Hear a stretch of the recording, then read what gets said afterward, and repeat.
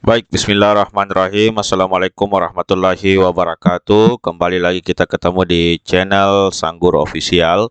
Kali ini kita akan membahas tentang pertumbuhan dan perkembangan tanaman ya. Jadi pertumbuhan dan perkembangan tanaman ini ada tiga pokok bahasan ataupun bagian yang perlu kita pahami. Yang pertama adalah bagaimana pertumbuhan, kemudian yang kedua bagaimana fotoperiodisme, dan yang ketiga faktor yang mempengaruhi pertumbuhan. Kemudian untuk pertumbuhan ini ada dua ya, pertumbuhan primer dan pertumbuhan sekunder. Sedangkan untuk fotoperiodisme itu tumbuhan hari pendek dan tumbuhan hari panjang. Untuk faktor yang mempengaruhi pertumbuhan ada hormon, nutrisi, dan gen serta lingkungan.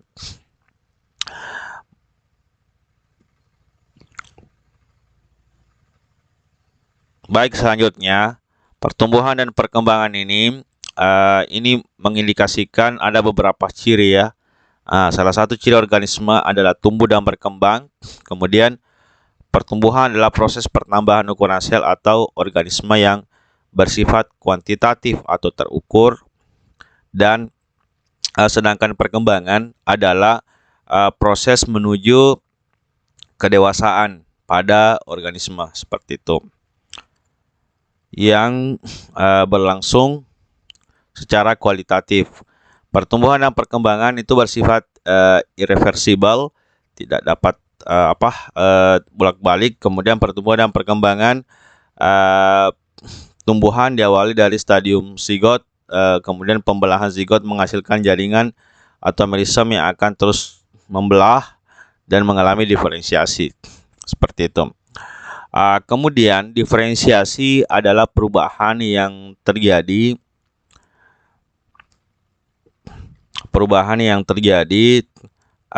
dari bertambahnya jumlah sel hingga membentuk organ-organ yang mempunyai struktur dan fungsi yang berbeda. Seperti itu diferensiasi, artinya perbedaan fungsi dan struktur.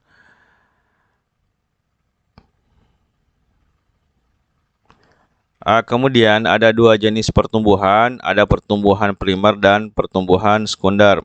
Kita ke pertumbuhan primer. Pertumbuhan primer adalah itu terjadi dari sel-sel pembelahan pada sel-sel meristem primer yang berlangsung pada embrio bagian ujung dari tumbuhan, seperti akar dan batang ya. Kemudian selanjutnya embrio memiliki tiga bagian penting, yaitu tunas embrionik, itu calon batang dan daun, kemudian akar embrionik, itu calon akar, dan kotiledon atau cadangan makanan, seperti itu. Pertumbuhan tanaman dengan alat yang disebut auxanometer, ya, itu bisa diukur dengan menggunakan auxanometer.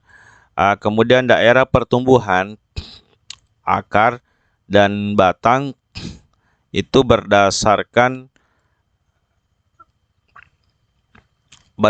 aktivitas terbagi menjadi tiga daerah, yaitu yang pertama daerah pembelahan sel-sel di daerah ini aktif membelah, seperti itu. Kemudian daerah pemanjangan itu berada di belakang daerah pembelahan. Kemudian daerah diferensiasi itu bagian paling belakang dari daerah pertumbuhan, seperti itu.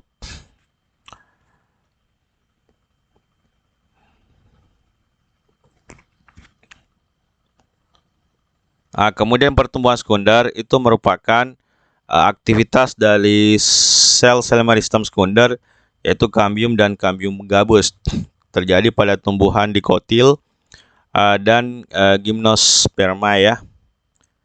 Seperti itu.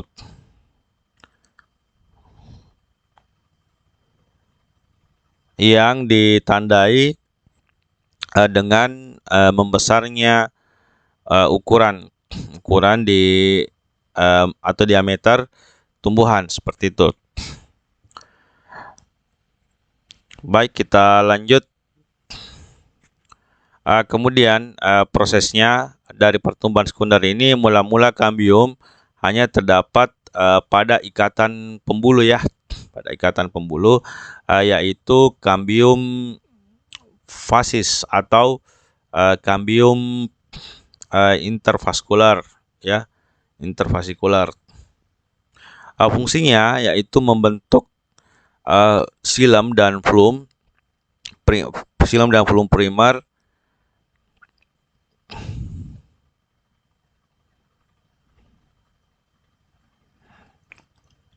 selanjutnya parenkim akar atau batang itu akan menjadi kambium intervasikular ya, seperti itu.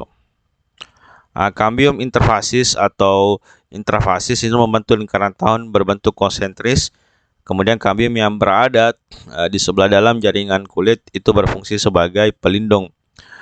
Terbentuk akibat ketidakseimbangan antara pembentukan xilem dan flum yang lebih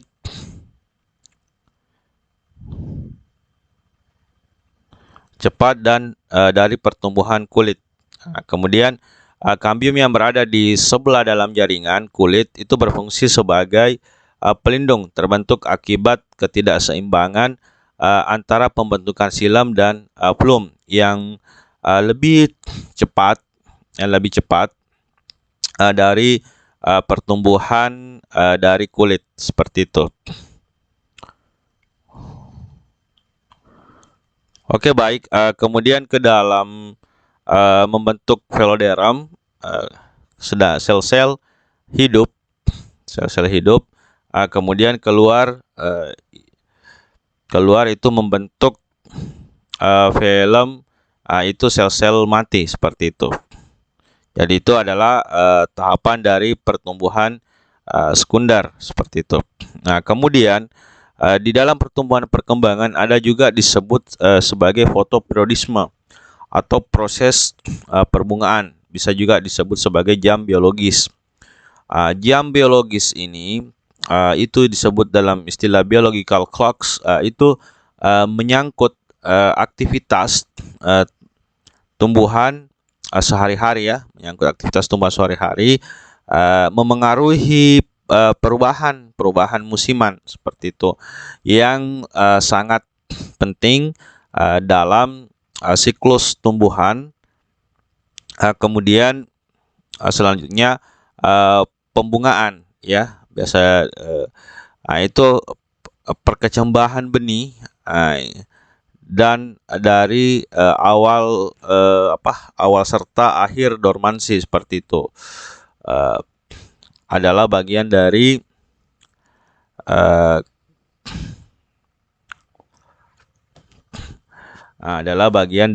pertumbuhan dan perkembangan, seperti itu. Tumbuhan yang terjadi pada waktu tertentu selama setahun, seperti itu.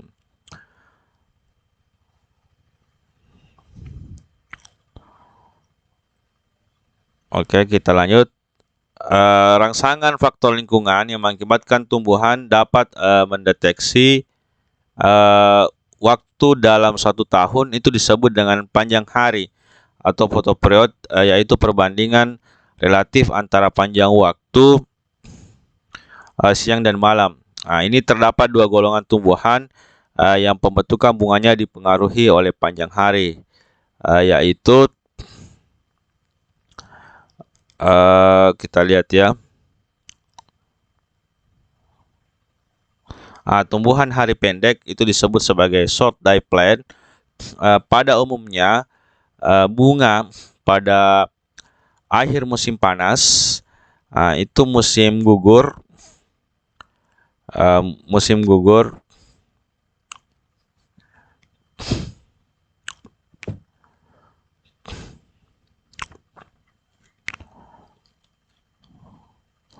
atau musim salju seperti itu.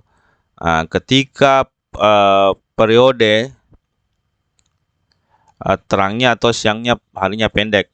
Contoh dari tumbuhan short day plant ini itu bisa kita lihat pada krisan dan poinsettia. Kemudian kedua, tumbuhan hari panjang itu tumbuhan ini berbunga pada akhir musim semi atau awal musim panas ketika periode terangnya panjang seperti itu ya. Kalau tadi yang hari pendek, periode terangnya pendek seperti itu. Contoh dari tanaman yang tergolong dalam kelompok ini adalah bayam, spinach, selada, lettucea, iris, dan kebanyakan tumbuhan graminae atau tumbuhan yang serupa rumput seperti itu. Kemudian kita masuk ke faktor yang mempengaruhi pertumbuhan. Itu ada beberapa faktor yang mempengaruhi pertumbuhan. Itu ada hormon tumbuhan, kemudian ada nutrisi, kemudian ada gen,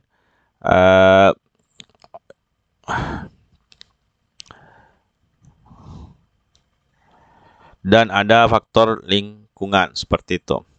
Baik, kita lanjut. Hormon pertumbuhan itu kita akan bahas satu persatu ya. Ada yang disebut dengan hormon auksin. Hormon ini yang memacu pertumbuhan ya, yang memacu pertumbuhan pada tanaman dengan cara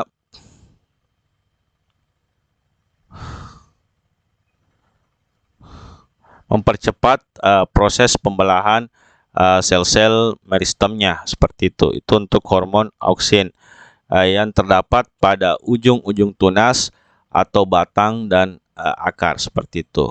Baik. Yaitu hormon yang selanjutnya yang kita akan bahas adalah hormon gibberellin ya. Hormon ini dihasilkan oleh jamur Gibberella fujikuro ya.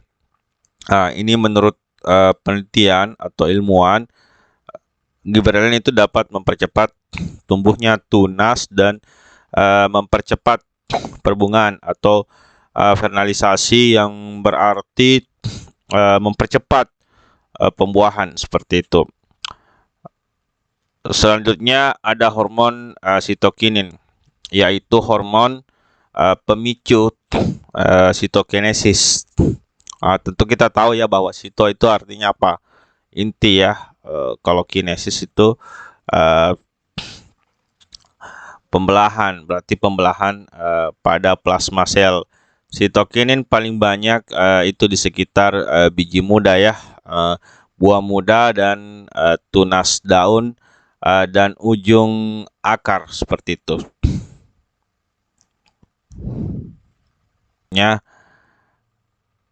Yaitu terkait dengan nutrisi ya.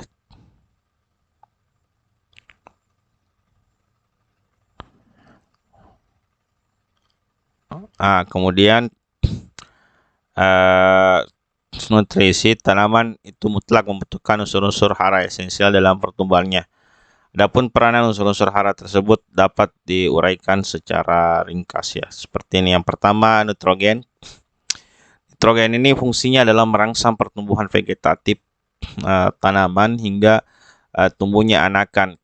Kemudian yang kedua adalah membuat tanaman lebih hijau, itu karena banyak mengandung butir hijau daun seperti itu. Kemudian merupakan penyusun klorofil, lemak, dan protein.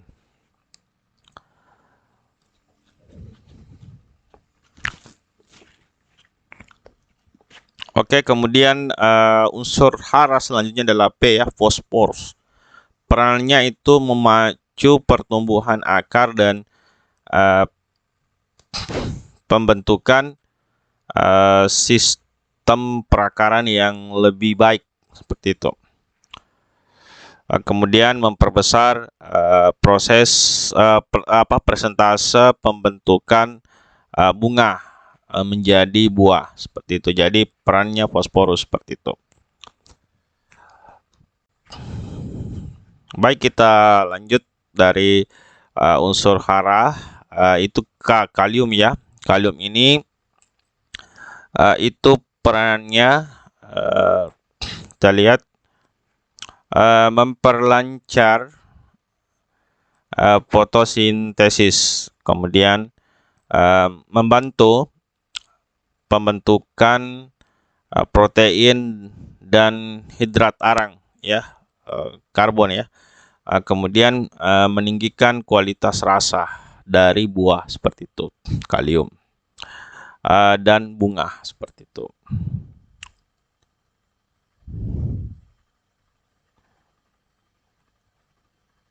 Baik, kita lanjut. Kemudian unsur selanjutnya adalah Mg ya, atau magnesium. Magnesium ini merupakan bahan penyusun klorofil, mengaktifkan enzim yang berperan dalam metabolisme ya karbohidrat,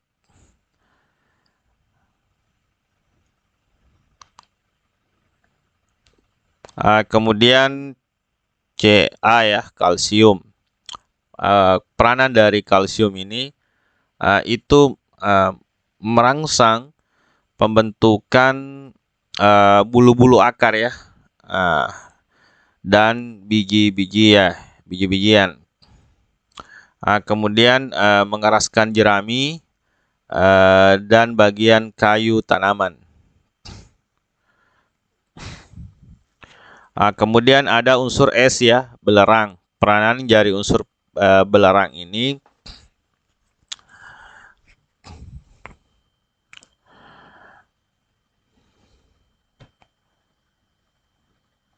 itu merangsang pembentukan bulu-bulu akar dan bijian. Kemudian dulu ya.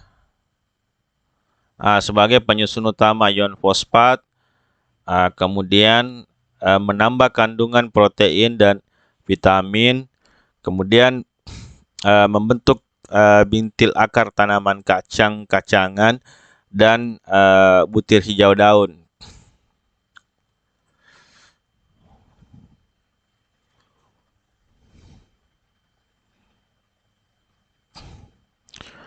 Kemudian unsur selanjutnya adalah Cl ya, atau klor. Itu peranan dari klorin ini adalah meningkatkan kuantitas dan kualitas tanaman seperti itu. Kemudian Fe besi membantu klorofil, Mn itu mangan ya, peranannya menyusun klorofil dan proses fotosintesis, kemudian merangsang perkembangan biji